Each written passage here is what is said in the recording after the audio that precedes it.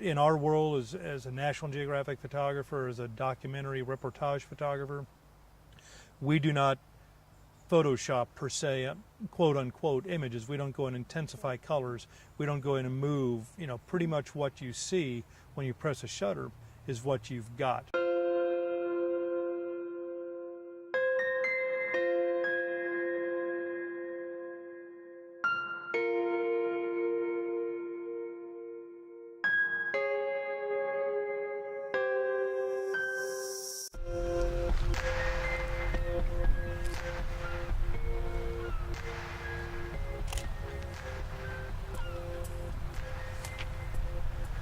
I've been in the business 40 years, and you kind of understand when that moment occurs. You know when it's building up, you know what you're hoping to get.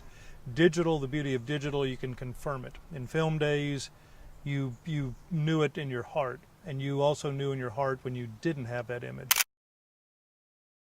When that thing occurs, when the power of that moment happens, and that guy goes up with the harpoon, and you've got the camera up and you're watching, your eye is dancing around the frame, watching the frame to make sure that everything is there.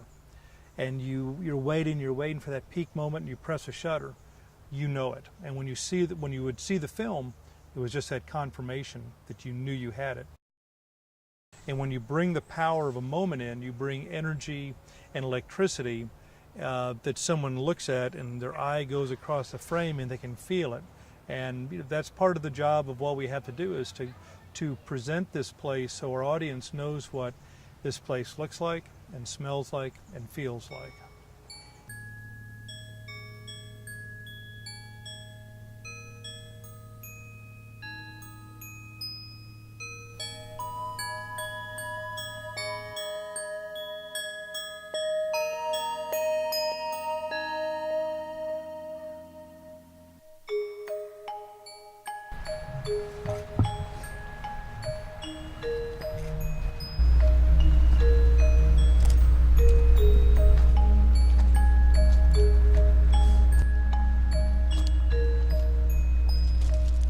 But be sure, you know, this is a rare opportunity. I mean, again, I always say that a sunrise is a sunrise. It can be anywhere. It's nice with the water, but utilize this, the lighthouse right now, because this opportunity, you know, try to think of it as many ways as possible, because this light is changing by the second, and pretty soon it's going to be too strong, or the lighthouse may go out. So take advantage of that opportunity as best you can. So you're not just shooting that, then you look up there and it's like, oh, that looks great. Then all of a sudden the light's gone. You can't do it.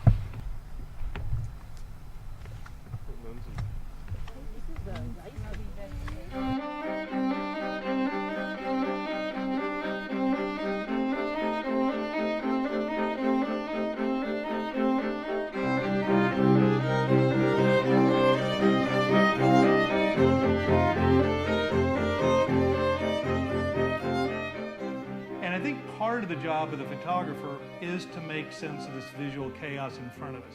My son shot this. We're in the Antarctic, got off this raft, got this big mayhem. You know, we've got 360 degrees of stuff we're looking for.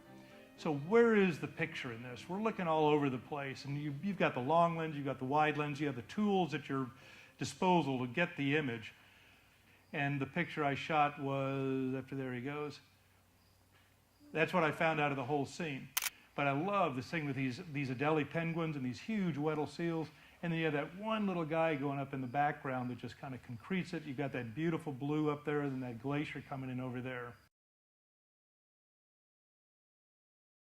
This is Day in the Life of China book again, and I love this camera because it's been this amazing passport and entree into other people's lives.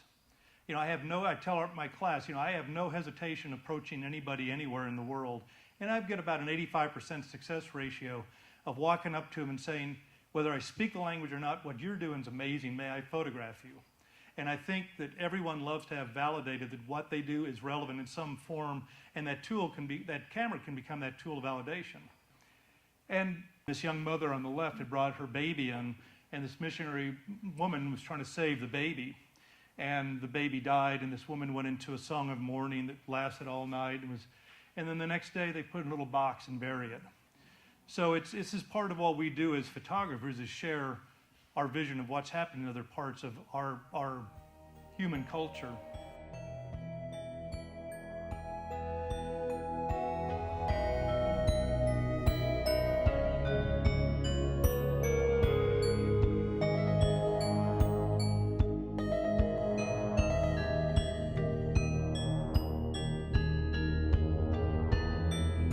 I love what I get to do. I still love this process of the idea of the single image moment. People ask me, like, do you ever get tired of the travel? Because I do a lot of international travel. I get horribly tired of it. I still get that incredible high every time I'm out with the camera and you capture something like in Namibia, this cheetah going by, or you get the picture way back when I did the Pulitzer Prize stuff on the war in El Salvador.